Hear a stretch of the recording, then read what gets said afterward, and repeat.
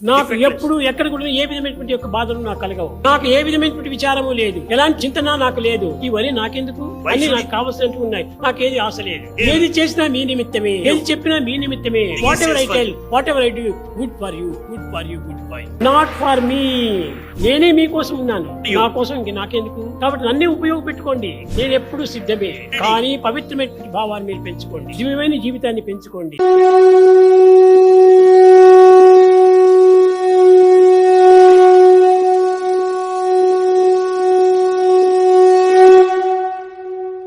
జీవితంలో కొన్నిసార్లు ఒకరినేదో అనరాని మాట అనేసామని చెప్పి బాధపడి పశ్చాత్తాపం పడుతుంటాము. కానీ ప్రతిసారి అదే జరగాలని లేదు. ఒక్కొక్కసారి సమయానికి అనవలసిన మాట అనలేదని చెప్పి కూడా మనం పశ్చాత్తాపం పడవలసి వస్తుంది. ఓం శ్రీ సాయిరామ్. ఒక చిన్న కథ.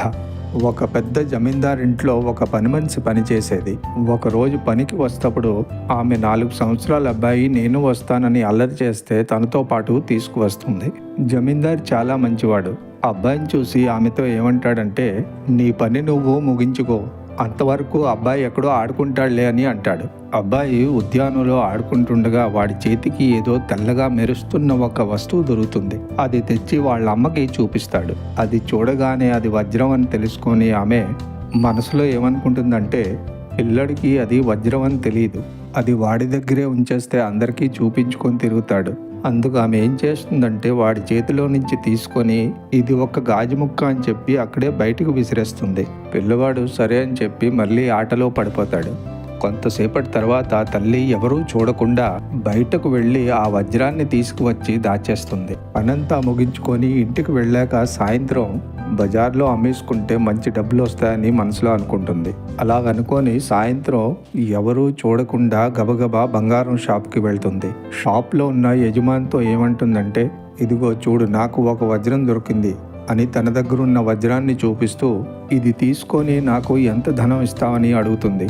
ఆ వజ్రాన్ని చూసి బంగారం షాపు యొక్క యజమానికి లోభం పెరిగి వజ్రం యొక్క విలువ ఆమెకేం తెలుసు అని మనసులో అనుకొని ఆమె చేతిలో నుంచి వజ్రాన్ని తీసుకొని పరీక్షిస్తున్నట్టు నటించి ఆమెతో ఇది వజ్రం కాదని చెప్పి అంటాడు. ఇది కేవలం ఒక గాజు ముక్క అని చెప్పి ఆమె చూస్తుండగానే రోడ్డు మీదకి విసిరేస్తాడు. ఆమె విచారంతో అక్కడ నుంచి ఇంటికి వెళ్ళిపోతుంది.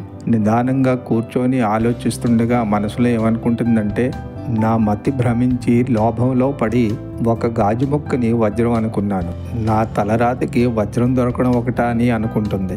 కానీ ఆ బంగారం షాపు యొక్క యజమాని ఆమె వెళ్ళిపోయిన తర్వాత అతను ఆ వజ్రాన్ని ఎక్కడైతే విసిరేశాడో అక్కడికి వెళ్ళి అది తీసుకొని వెంటనే వజ్రాల వ్యాపారి దగ్గరికి వెళ్ళి అతని చేతిలో ఈ వజ్రాన్ని పెట్టి ఏమంటాడంటే, ఇదిగో చూడు, ఇది చాలా విలువైన వజ్రం, దీనికి నాకు నువ్వు ఎంత ధనం ఇవ్వగలవని అడుగుతాడు.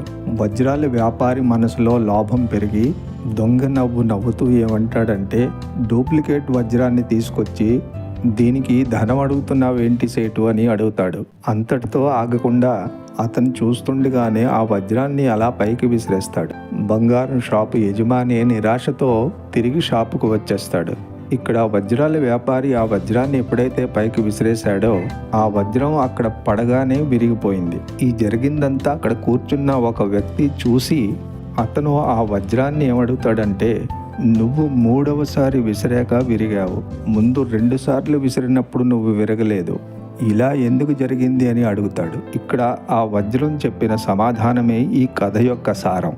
మొదటిసారి నన్ను విసిరేసిన వాళ్ళకి నా విలువ తెలీదు, 2వసారి విసిరేసిన వాళ్ళకి కూడా నా అసలైన విలువ తెలీదు, కానీ 3వసారి ఎవరైతే నన్ను విసిరారో అతను ఒక వజ్రాలు వ్యాపారి.